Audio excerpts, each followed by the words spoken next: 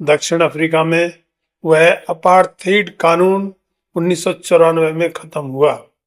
Nelson Mandela वहां के राष्ट्रपति बने। सवाल यह है, नस्ल भेद जैसा भेदभाव भारत में भी तो है। जी हाँ, लेकिन नाम अलग है, जातिवाद। भारत में इस भेदभाव को जातिवाद के नाम से जाना जाता है। साथियों नमस्कार, रियल न्यूज चैनल में आपका हार्दिक स्वागत है। दोस्तों, 21 मार्च 1960 को दक्षिण अफ्रीका के सार्पविले टाउनशिप में क्या हुआ था? अपार्थीड कानून, जिसके तहत वहां के काले लोगों को अपने पास हर समय रखना जरूरी था और अगर बिना पास के वो घर से बाहर निकले तो उनकी जेल होनी निश्चित थी।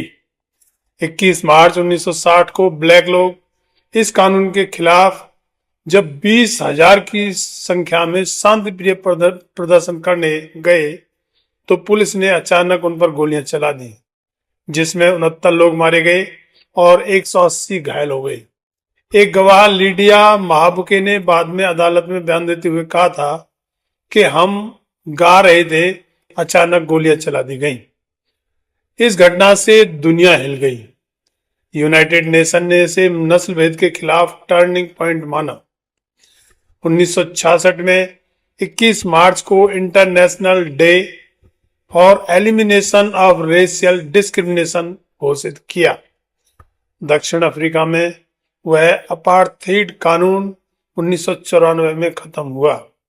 नेल्सन मंडेला वहां के राष्ट्रपति बने, लेकिन नस्ल भेद आज भी अमेरिका, यूरोप आदि में भी छुपा छुपा है। ब्लैक लाइव्स मैटर मूवमेंट इसका सबूत है। सवाल यह है, नस्ल भेद जैसा भेदभाव भारत में भी तो है। जी हाँ, लेकिन नाम अलग है, जातिवाद। भारत में इस भेदभाव को जातिवाद के नाम से जाना जाता है। जातिवाद और नस्ल भेदभाव दोनों में एक बात कॉमन होती है कि दोनों में ही एक समूह को नीचा मानकर दूसरे को उच्च मानने की भावना होती है। लेकिन भारत में यह धार्मिक किताबों से जुड़ा हुआ है। अब चलते हैं भारत की तरफ। भारत की जाति व्यवस्था सदियों का जहर है। दोस्तों, जाति व्यवस्था 3000 साल पुरानी है। मनुस्मृति में 4 वर्ण ब्राह्मण, क्षत्रिय, वैश्य और शूद्र बनाए हुए हैं, लेकिन असल में हजारों जातियां मौजूद हैं। अछूत कहकर दलितों को गांव के बाहर रहना पड़ता था। उनकी छाया भी किसी मनुवादी पर नहीं पड़नी चाहिए, ऐसा उन्होंने बना रखा था। बाबा साहेब डॉक्टर अंबेडकर खुद महार जाति से थे। स्कूल में टीचर उन्हें किताब छूने नहीं देते थे। उन्होंने अपनी किताब एनिहिलेशन ऑफ कास्ट में लिखा है कि जाति सिर्फ काम का बंटवारा नहीं, बल्कि मजदूरों का बंटवारा है। 1927 का महार सत्याग्रह, बाबा साहेब डॉक्टर अंबेडकर ने दलितों को सार्वजनिक तालाब से पानी पीने का अधिकार दिलाया। 1932 का पूना पैक्ट, गांधी के साथ समझौता, रियल प्रतिनिधित्व की बजाय आरक्षण मिला। 1956 में बाबा साहेब ने नागपुर में लाखों दलितों के साथ बौद्ध धर्म अपनाया। बाबा साहेब डॉक्टर अंबेडकर का सबसे बड़ा हथियार बना संविधान। वैसे संविधान के अनुच्छेद 17 में बाबा साहेब ने अस्पृश्यता को समाप्त कर दिया है, लेकिन समाज में आज भी यह जहर विद्यमान है। एनसीआरबी 2022 के अनुसार देश में दलितों पर अत्याचार के 57,582 केस दर्ज हुए और 2023 में उससे भी ज्यादा। उत्तर प्रदेश में सबसे ज्यादा कन्विक्शन रेट सिर्फ 36%, और ये केस तो वे हैं जो दर्ज हुए हैं, और जो दर्ज ही नहीं हो पाए होंगे उनकी संख्या तो इनसे कहीं ज्यादा रही होगी।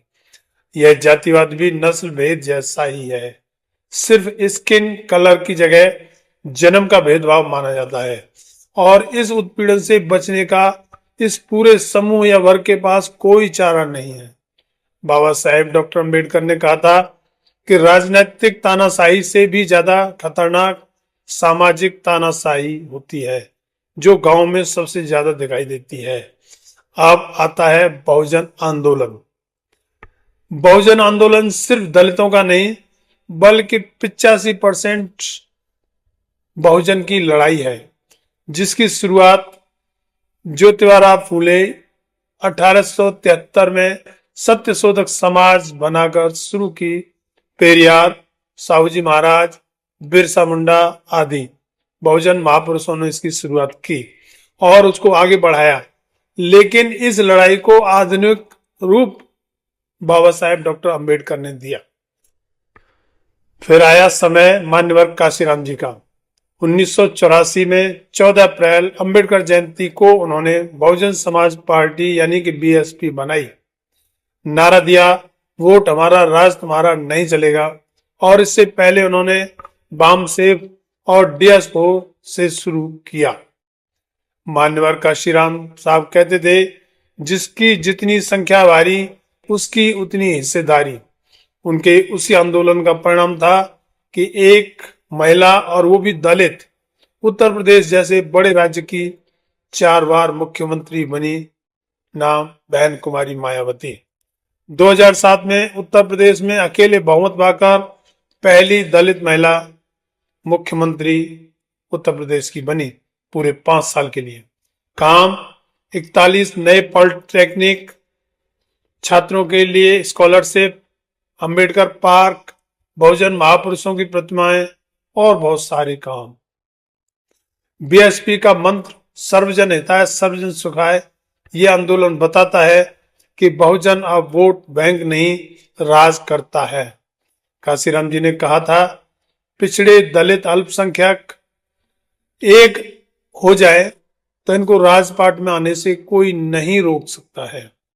दोस्तों, आज भी चुनौतियां हैं।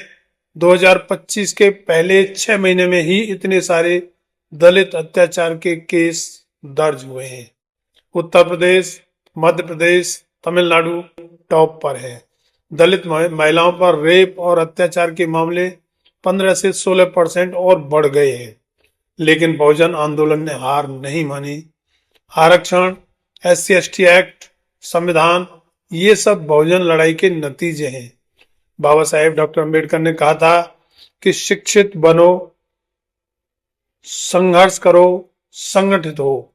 आज लाखों बहुजन पढ़ रहे हैं, सरकारी नौकरियां ले रहे हैं, राजनीति में आ रहे हैं।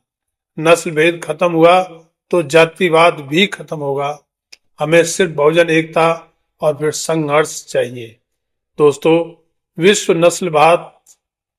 नस्ल भेद दिवस हमें याद दिलाता है कि भेदभाव कहीं भी हो, उसको खत्म करना है तो उसके खिलाफ संगठित होकर लड़ना पड़ेगा।